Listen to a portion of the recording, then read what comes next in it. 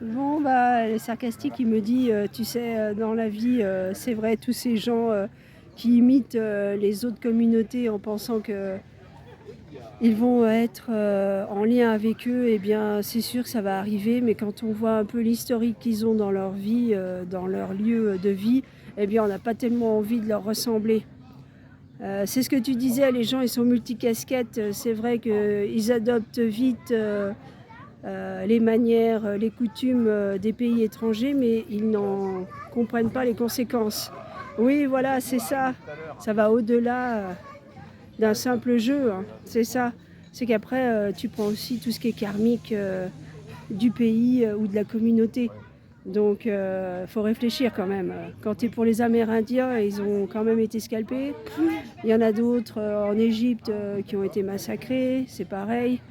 Bon, on va pas tout citer, mais il y a quand même pas mal de communautés qu'il vaut mieux éviter de imiter, on va dire. Ouais. Bah, les autres, ils disent c'est ça. Maintenant, laissez se débrouiller. Si maintenant, eux, ils ont l'impression qu'ils sont mieux avec cette dépendance que être tout simplement des Français, eh bien, tant pis pour eux. C'est eux qui voient, parce que c'est eux qui vont se faire avoir. Parce que eux, ils vont pas changer leur discours puisqu'ils parlent au monde entier. Mais c'est vrai que c'est plus attribué au secteur de vie qui est le leur. Un Africain va parler pour l'Afrique, mais si tu le captes en Europe, eh bien, tu vas avoir des attitudes d'Africain alors que tu es en Europe. Donc il faut que tu réfléchisses, est-ce que c'est véritablement adapté? Est-ce que tu as vraiment envie de faire ça en Europe? Est-ce que ça te correspond? Donc voilà, il faut réfléchir. C'est pour ça, les gens, ils n'ont pas conscience de ce qu'ils canalisent. On peut tout canaliser, mais faut faire attention, faut trier, quoi. C'est le minimum. Pépé, il dit, t'as bien raison de le dire. Parce qu'il y a beaucoup de gens qui veulent croire que dans la vie, c'est facile d'être médium. Mais vous captez toutes sortes d'esprits. Après, bien sûr qu'ils sont les bienvenus, mais laissez-les bien dans leur communauté, dans leur pays, parce que sinon, vous allez avoir des déboires, hein. Vous allez avoir un comportement qui ne sera pas adapté à votre lieu de vie, puisque cela se joue en Afrique, par exemple, ou en Asie. Et malheureusement, si tu décides de faire partie de leur communauté, eh ben, tu vas prendre le positif. Et puis heureusement, le négatif aussi. Ça dépend. Celui qui a envie de te baiser, oui. Oui, d'accord. C'est un jeu de mots très apprécié. En tous les cas, faites attention parce qu'il n'y a pas de malin. Il y a beaucoup d'alerteurs, mais on ne sait pas qui les mène par le bout du nez. C'est ça. Après, s'ils sont dans le paranormal, est-ce que tu crois que ça peut aller?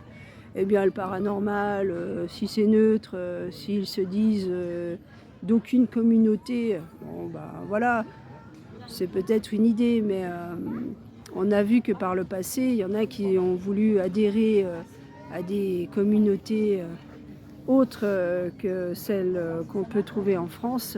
C'est bien déplorable, parce qu'ils se sont mis à agir comme des étrangers en Europe.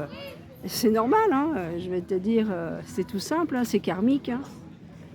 Il y a des pays qui sont vraiment pas intéressants à imiter. Ils essayent de s'en sortir, tant mieux pour eux, c'est tout le mal qu'on peut leur souhaiter, mais c'est vraiment pas à faire. Bon, en tous les cas, c'est pas grave si les gens prennent pas conscience des conséquences.